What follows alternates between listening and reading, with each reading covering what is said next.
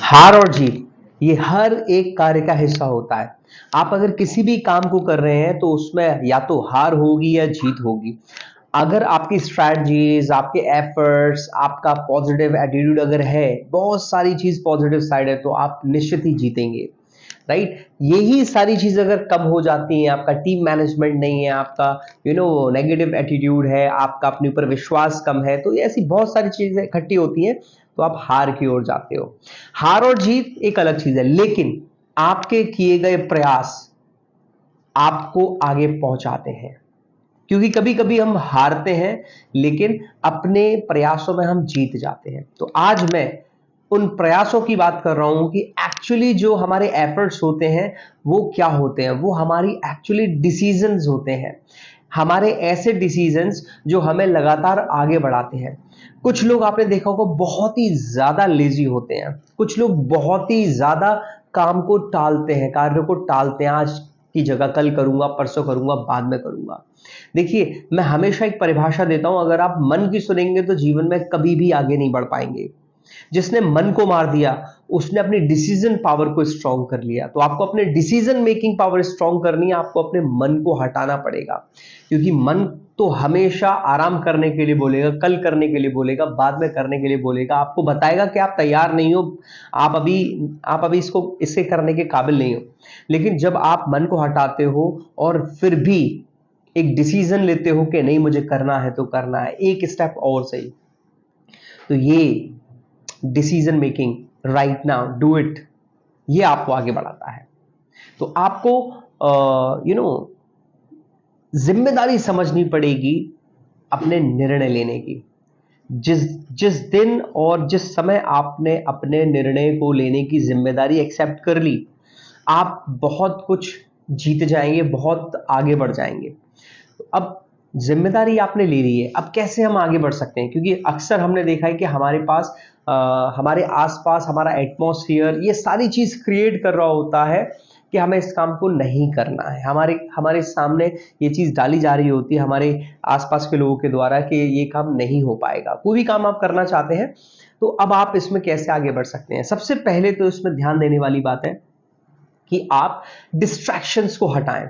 जितने ज्यादा डिस्ट्रैक्शंस आपके सामने होते हैं, आपका उतना ही कम मन होता है उस काम को करने का। डिस्ट्रैक्शन मींस अगर आप कुछ स्टडीज कर रहे हैं या कुछ अपना बिजनेस प्लान कर रहे हैं, तो अपने फोन को स्विच ऑफ करके या फिर साइलेंट करके दूसरे कमरे में रख करके आए। आपको बताएं, मेरे फ्रेंड्स आ सकते हैं, मेरे कोई ऐसे लोग आ सकते हैं जो मेरे को मिलकर के 1-2 घंटे मेरे वेस्ट कर देंगे। तो वहां अपने आप को बिल्कुल शट डाउन करके, बिल्कुल अपने आप को एक ऐसी जगह अपने आप को रखें जहां आपसे मिलने कोई ना आ पाए। यकीन करिए, आपको ये सुनने में थोड़ा बुरा लग रहा होगा, लेकिन आपको ये करना पड़ेगा। आपको बिल्कुल सेपरेट करना पड़ेगा, क्योंकि आपको डिस्ट्रैक्शन से अपने आप को बचाना है। और आज सोशल मीडिया के युग में डिस्ट्रैक्शन सबसे बड़ा मेन रीजन है लोगों की डिसीजन मेकिंग को खराब करने का। राइट? तो पहला पॉइंट डिस्ट्रैक्शंस को हटाना है। दूसरा पॉइंट, आप जो भी निर्णय लेने वाले हैं उन निर्णयों को छोटा छोटा करके लेना शुरू कर दीजिए। देखिए, कुछ डिसीजन आपको लेने पड़ते हैं जो बहुत शॉर्ट टर्म के होते हैं, कुछ डिसीजन आपको लेने पड़ते हैं जो लॉन्ग टर्म के होते हैं। लॉन्ग टर्म डिसीजन मीन आपको करियर से रिलेटेड कोई डिसीजन लेना है, आपको अपनी पर्सनल लाइफ से रिलेटेड कोई डिसीजन लेना है, ये लॉन्ग टर्म डिसीजन हो गए। कुछ डिसीजन होते हैं, आज क्या करना है, अभी क्या करना है, अगले 1 घंटे में क्या करना है, ये शॉर्ट टर्म डिसीजन होते हैं। मुझे अभी क्या खाना चाहिए, ये शॉर्ट टर्म डिसीजन होते हैं। राइट? तो शॉर्ट टर्म डिसीजन, अब फॉर एन एग्जांपल आपको अगर हेल्थ को मेंटेन करना है, तो इसमें आप कैसे अपनी डिसीजन मेकिंग पावर को स्ट्रांग कर सकते हैं, कैसे छोटे कर करके आप उस बड़े डिसीजन को एक नया रूप दे सकते हैं, वो मैं आपको बताना चाह रहा हूँ। पॉइंट नंबर 2, तो यहाँ पर आपने एक डिसीजन लिया कि मेरे को अगले 6 मंथ्स में अपना वेट लूज करना है, अपने को हेल्दी एंड फिट बनाना है। तो 6 मंथ का जो आपने डिसीजन लिया, उसको आप वीकली कैसे तोड़ पाएंगे, डे बाय डे क्या तोड़ पाएंगे? तो जब आप उसको छोटा कर देते हैं ना अपने डिसीजंस को, तो कहीं ना कहीं आप करना शुरू कर देते हैं। राइट? आपको स्टडीज में बहुत अच्छे मार्क्स चाहिए, तो आपने मींस फॉर एन एग्जांपल आपने 95% मार्क्स का सोचा होगा, तो वीकली उसके लिए क्या एफर्ट करेंगे आप? एवरी सिंगल डे आप क्या एफर्ट करेंगे? तो आप इन चीजों को तोड़ लेते हैं, तो आप यकीन मानिए आप इसमें आगे बढ़ सकते हैं। एक चीज हमेशा ध्यान रखिएगा, जब जब आप डिसीजन लेंगे किसी भी काम को करने का, आपका मन नहीं करने वाला, ये मैं आपको पहले ही बोल चुका हूं, और आपने अगर उस चीज का रिजल्ट देख करके उसके ऊपर वर्कआउट किया तो आप शायद आपका मन जीत जाएगा, आपकी डिसीजन मेकिंग पावर खत्म हो जाएगी, आप उस काम को नहीं करने वाले हैं।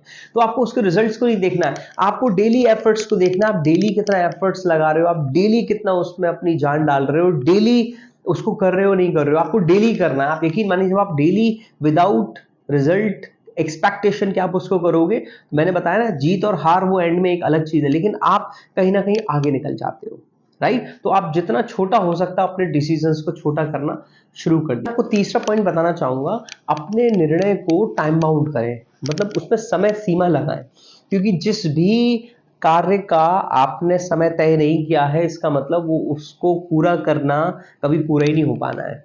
आपको अपने जो भी आप अपना टारगेट रख रहे हो, कोई भी आप अपने को काम दे रहे हो, आप कोई डिसीजन लेना चाह रहे हो, तो कब तक उसमें टाइम जरूर है। अगर टाइम होगा तो आप उसे डेफिनेटली कर पाओगे। तो यहाँ आपको अपने किसी भी गोल को, किसी भी कार्य को, अपने डिसीजन को टाइम बाउंड जरूर करना, उसकी समय सीमा जरूर तय करनी है। लाइक मेरे को अगर जिम करना है तो मैंने बताया ना 6 महीने अगर आपने लिया हुआ है कि मुझे इतना वेट लूज करना है, तो 6 महीने आपने टाइम बाउंड किया, फिर उसे तोड़ दिया। तोड़ने में भी लाइक आपने 8 kg वेट कम करना है आपको अगले 1 महीने में, तो मीन्स 1 महीने में तो बहुत ही ज्यादा टिपिकल हो जाएगा, लेकिन फॉर एन एग्जाम्पल मैं 6 महीने में 10 kg मान रहा हूं, तो हर महीने आपको कितना कितना कम करना है। तो 1 महीने के अलग रूटीन, अब 1 महीने को 4 हफ्तों में कितना आपको करना है और पर डे आपको कितना करना है, उसके लिए क्या क्या चीज करनी है, तो आपको टाइम बाउंड कर देना है, और टाइम बाउंड करते ही आपकी रफ्तार बढ़ने लग जाएगी, राइट। यहाँ चौथा पॉइंट मैं आपको बताना चाहूंगा, आपको रिजल्ट्स की परवाह नहीं करनी है, क्योंकि रिजल्ट तो देखिए मैंने अभी आपको बताया भी था, रिजल्ट कभी आपके अकॉर्डिंग होंगे, कभी आपके अकॉर्डिंग नहीं होंगे।